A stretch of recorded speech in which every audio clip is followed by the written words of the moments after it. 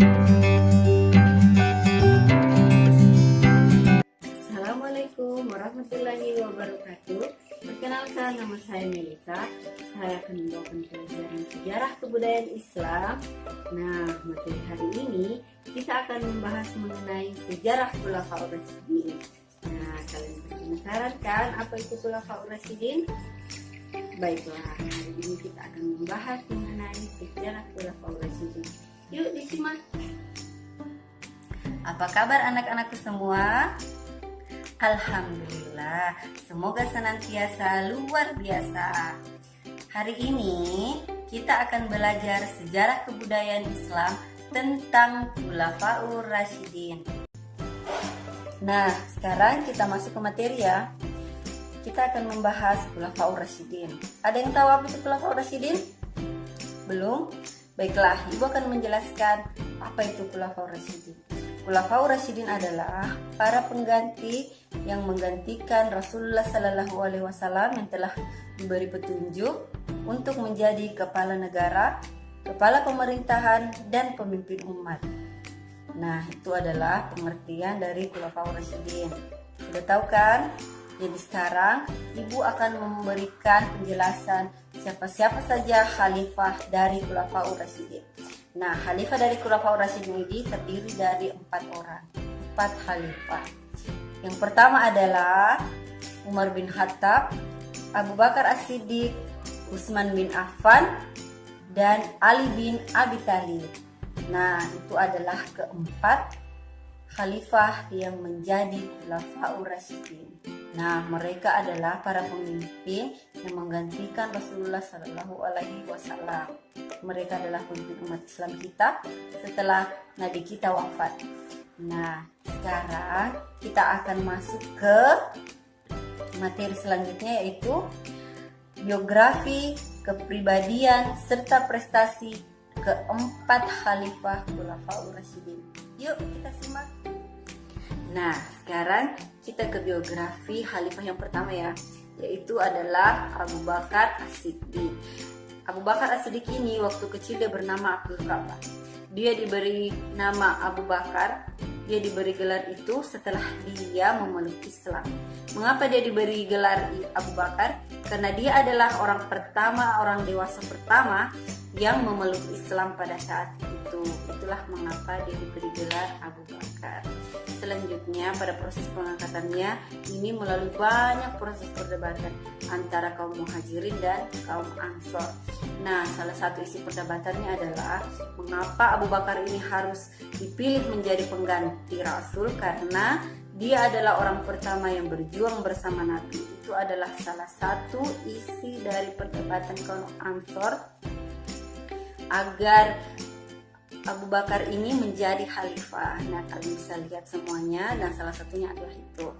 Yuk, sekarang kita akan membahas kepribadian dari Abu Bakar. Kepribadian Abu Bakar ini, dia terkenal dengan kebaikannya, keberaniannya, kokoh pendirian, serta ramah dan memiliki diri cemerlang. Itu adalah kepribadian Abu Bakar. Semoga kita ini bisa memiliki salah satu kepribadian dari Abu Bakar, agar kita bisa menjadi orang-orang yang menegakkan agama kita. Nah, sekarang kita beralih ke model kepemimpinan serta prestasi Abu Bakar As-Siddiq. Salah satu model kepemimpinannya yaitu dia selalu memprioritaskan masalah yang terjadi di dalam negeri. Walaupun sebenarnya segala keputusan itu berada di tangan Abu Bakar As-Siddiq, tapi dia tidak pernah mengambil keputusan secara sepihak. Dia selalu bermusyawarah dengan para sahabat-sahabatnya. Itu adalah model kepemimpinan dari Abu Bakar As-Siddiq. Selanjutnya, prestasi yang diraihnya adalah salah satunya memerangi kaum murtad serta memerangi orang-orang yang enggan membayar zakat. Kalian bisa perhatikan ya. Baiklah. Nah, sekarang kita akan membahas biografi dari khalifah kedua, yaitu Umar bin Khattab. Biografi singkat dari Umar bin Khattab ini, beliau lahir pada tahun 580 Masehi di kota Makkah dari suku Bani Adi. Beliau memiliki karakter keras dan tegas serta pemberani. Umar bin Khattab masuk Islam karena dia mendengar adiknya membaca Al-Quran. Bayangkan, dia memeluk Islam karena dia mendengar adiknya membaca ayat Al-Quran. Pada saat itu dia tersentuh, lalu memutuskan untuk masuk Islam. Jadi itu adalah biografi dari Umar bin Khattab. Selanjutnya kita masuk ke proses pengangkatan dia sebagai khalifah. Salah satunya adalah beliau menanyakan hal itu kepada Abdurrahman bin Auf, Utsman bin Affan, Asid bin Budair, Al-Ansari, Sa'id bin Sa'id.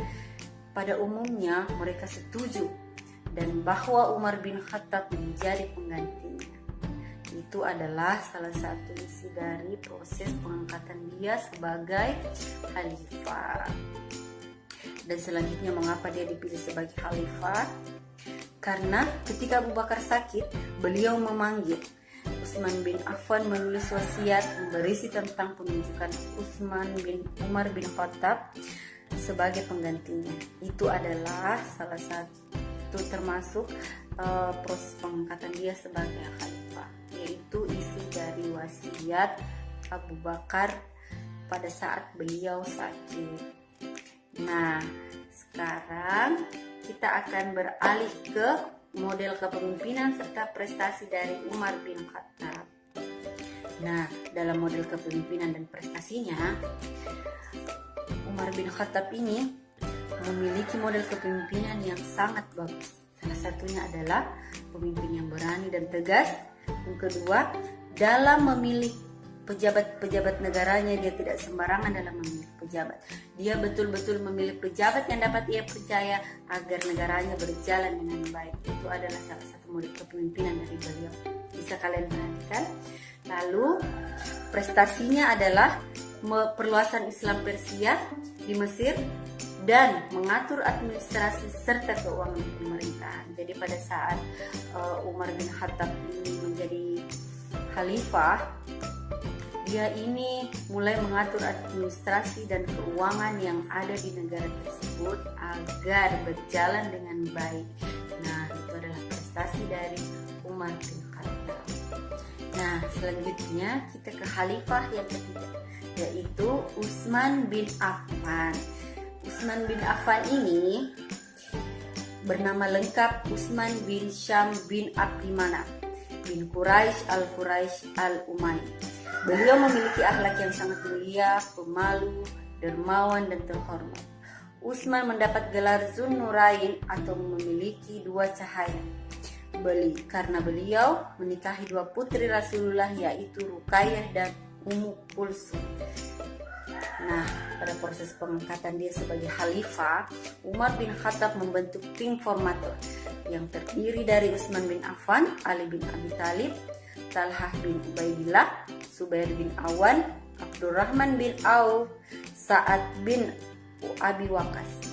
Nah, 4 orang yang mengundurkan diri menjadi calon khalifah, tinggal 2 orang, yaitu Utsman bin Affan dan Ali bin Abi Thalib. Dan dari hasil kesepakatan tersebut, maka Utsman bin Affan diangkat sebagai khalifah pengganti Umar bin Khattab. Itu adalah biografi singkat serta proses pengangkatan Utsman bin Affan sebagai khalifah. Nah, sekarang kita akan berlanjut ke model kepemimpinan dan prestasi dari Utsman bin Affan. Nah, kalian bisa perhatikan ya, model kepemimpinan dan prestasi Utsman bin Affan itu, yang pertama, pemimpin yang berani, sopan lemah lembut, dan berjiwa sosial. Beliau menjadi khalifah di usia 70 tahun sehingga beliau memimpin umat Islam dalam kondisi yang sangat lemah karena usia beliau yang sudah tua. Nah, salah satu prestasinya adalah merenovasi Masjid Nabawi, pembentukan angkatan laut, perluasan wilayah Islam, Khurasan Afrika Utara, dan Armenia. Itu adalah salah satu dari prestasi dari Utsman bin Affan. Nah, selanjutnya kita ke khalifah yang keempat. Siapa dia? Iya, betul, dia adalah Ali bin Abi Thalib. Nah, Ali bin Abi Thalib ini dia merupakan orang pertama dari golongan anak-anak yang memeluk Islam. Hebat ya, bayangkan dia masih kecil sudah paham apa itu Islam. Nah, pada saat itu beliau dijuluki sebagai babul ilmi atau pintunya ilmu, karena dia merupakan orang yang sangat cerdas. Bayangkan ya, dia adalah orang yang sangat cerdas, memiliki banyak pengetahuan, sehingga diberi julukan babul ilmi, yang artinya pintu ilmu. Nah, pada saat proses pengangkatan dia sebagai khalifah ini, waktu Utsman bin Affan meninggal, umat Islam kebingungan siapa yang akan menggantikan Utsman bin Affan sebagai pemimpin mereka. Nah, ada yang mengusulkan Ali bin Abi Thalib sebagai pemimpin, dan akhirnya mayoritas umat Islam menyetujui. Namun awalnya Ali bin Abi Thalib menolak karena pada saat itu terjadi kerusuhan di mana-mana. Namun karena desakan dari umat Islam, akhirnya dia menerima jabatan sebagai khalifah pengganti Utsman bin Affan. Nah, itulah biografi dari keempat khalifah Khulafaur Rasyidin. Kalian sudah mengerti? Baiklah, jika ada yang belum mengerti, silahkan bertanya kepada ibu guru. Dan sekarang ibu akan memberikan tugas kepada anak-anakku semua. Ibu telah menyiapkan LKPD-nya. Di situ kalian tinggal isi biografi singkat, prestasi, serta model kepemimpinan dari Khulafaur Rasyidin ini. Nah, LKPD itu ibu akan bagikan kepada anak-anak sekalian dan dikumpulkan jika sudah selesai. Baiklah, sekarang ibu akan mengakhiri materi pada hari ini. Sampai jumpa lagi ya. Semoga anak-anakku semua mengerti, dan ibu ucapkan Assalamualaikum warahmatullahi wabarakatuh. Tetap semangat.